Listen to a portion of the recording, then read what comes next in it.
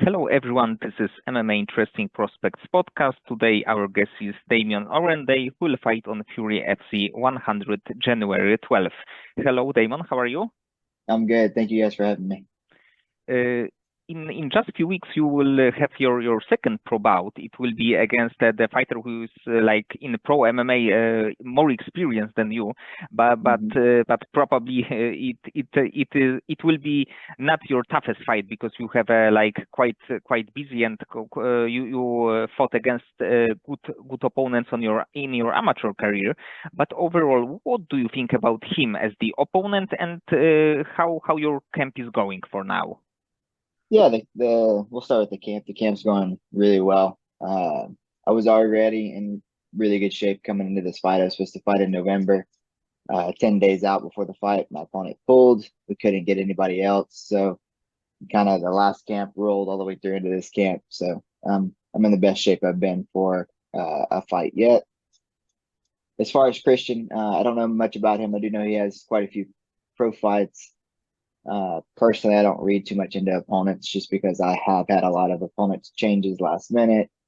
Uh, so with that, I never read into them too much. I know he likes to strike a little more.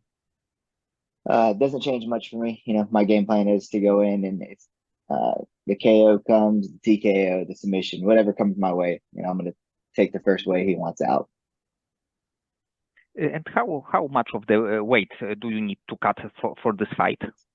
So my walk around right now is right at 160. I'm starting to bring it down already.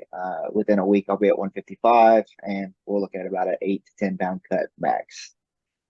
So So probably it's not too much, to be honest. no, it's really good. I don't ever struggle too bad with it.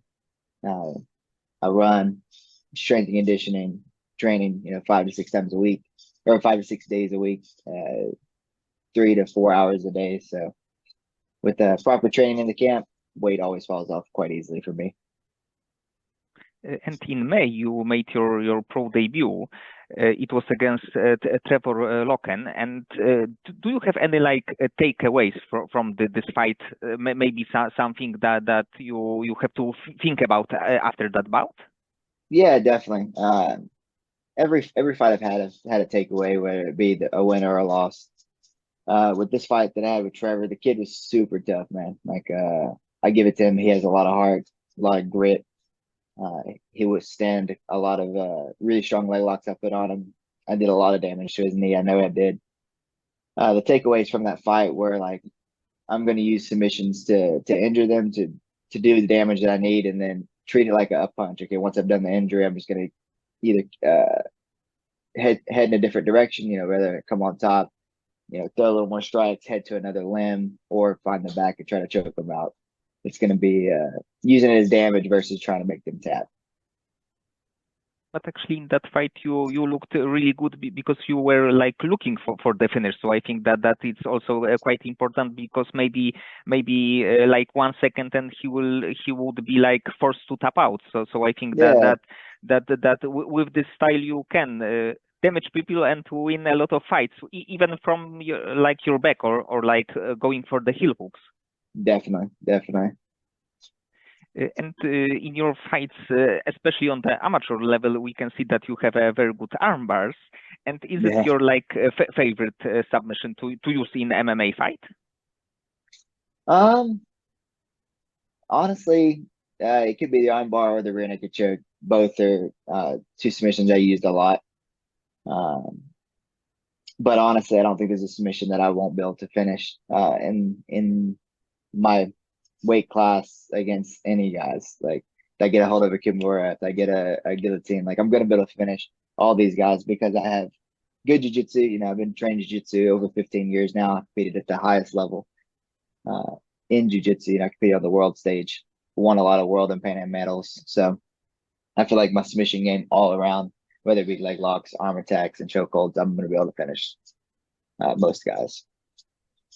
And actually, you got a submission win in like grappling competition against Cameron Graves, who will fight for the featherweight title on the same show. Yeah, definitely. I fought him it was a straight grappling match. Fun match. I was fortunate able to submit him with a heel hook. Um, hopefully one day I'll be fighting at his level. Maybe he'll win the belt and we can find the belt from him in the future. And of course, it will be your first fight in 2025 will be in January. But overall, Yes. how many fights would you like to have in 2025? I would like 25 to be much busier than this year. Yeah, starting the year off in January, I think we can easily get four fights in this year, four, maybe even five.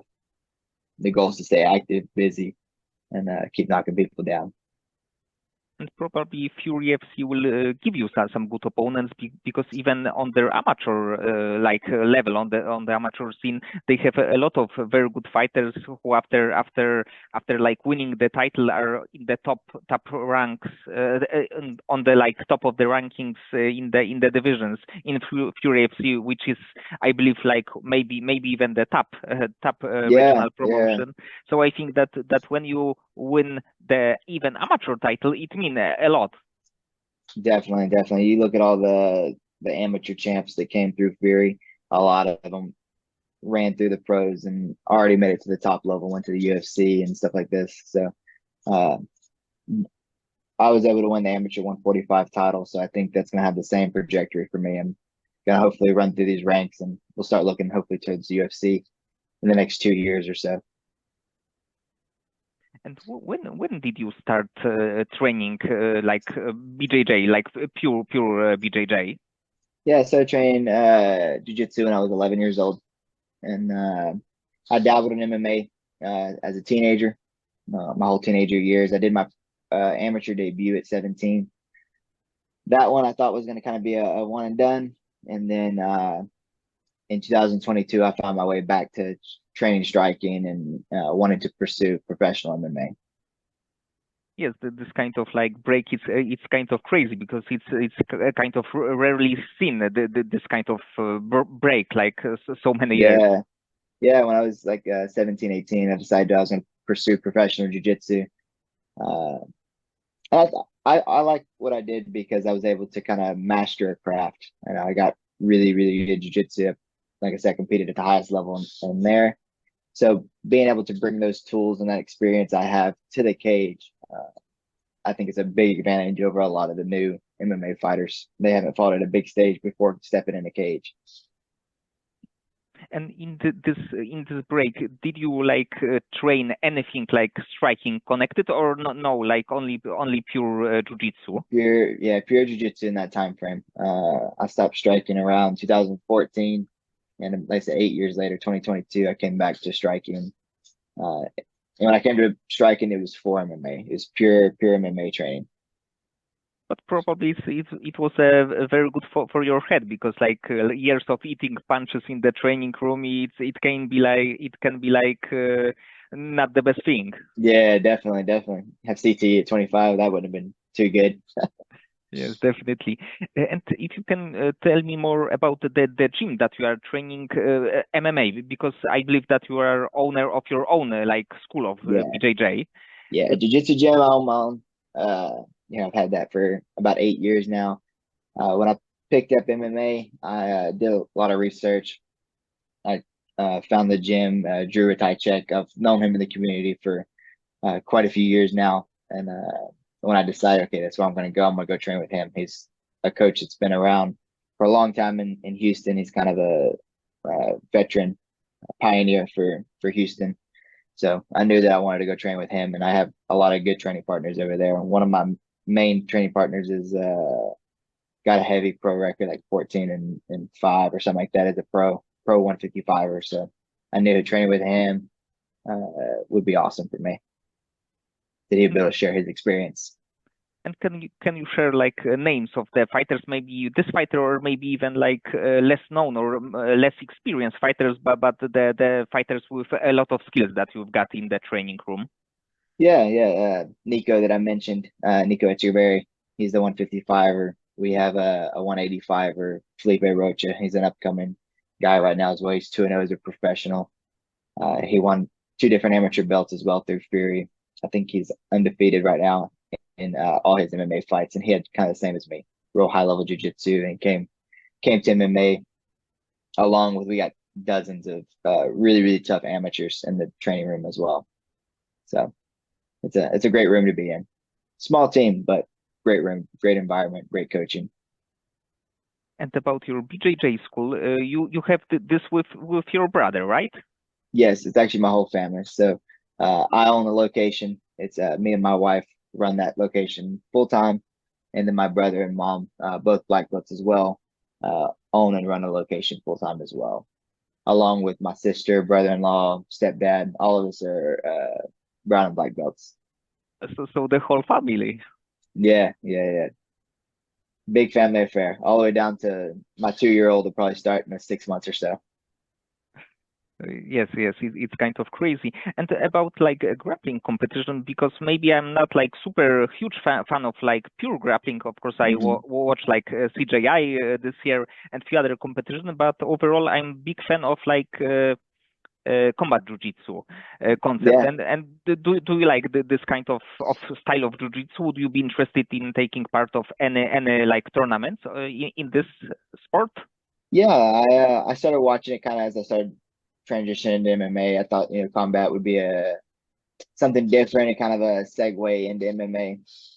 But never like got into it. Never pushed for it. I said, okay, if I'm gonna do it all the way, and I just went to the cage. But if the opportunity arose to fight in combat, CGI, UFC Fight Pass, Invitational, any of those events, I would love to do it. Um, Over the next few years, I'm going to focus on MMA, of course, but then super fights. If I could get in these big fight cards for a super fight, then I'll do that for And pure grappling. And if the grappling competition would be paid the same as the MMA fights, would you be interested in doing only like BJJ competition, or you still will feel some like urge to go for MMA? I don't know. We'd have to look at the opportunities, but I think the urge for MMA is stronger right now. I've done jujitsu almost my whole life, so that I've scratched that itch a little bit. There's something about fighting in the cage that is an itch I haven't been able to scratch yet. I want to climb up there. I want to get there. I want to hit the toughest level with MMA. And do you have a like submission in your mind that you would like to win your fights by either this one or maybe some other fight? I always like finding the back. If I can find the back and finish with the rear naked choke, that's ideal world for me. Uh, when I competed in jiu-jitsu, I always looked for the back. Always got a lot of finishes from the back.